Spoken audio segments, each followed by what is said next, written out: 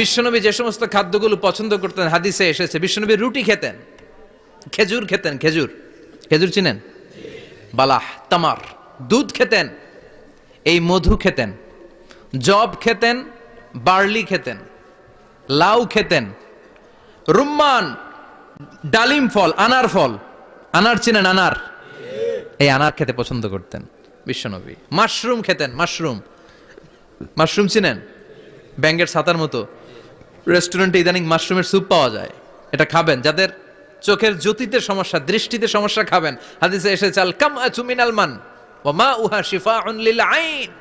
Mushroom হলো মান্না সালোয়ার মতো খাবার। মাশরুমের স্যুপ যারা খাবে, চোখের জ্যোতি যাদের কম, তাদের চোখের জ্যোতি বাড়িয়ে দিবে কে? বুখারীর বর্ণনা, বিশ্বনবী মিষ্টান্ন খেতে বড্ড পছন্দ করতেন, আবার বিশ্বনবী বেশি বেশি মধু খেতে পছন্দ করতেন। সুবহানাল্লাহ।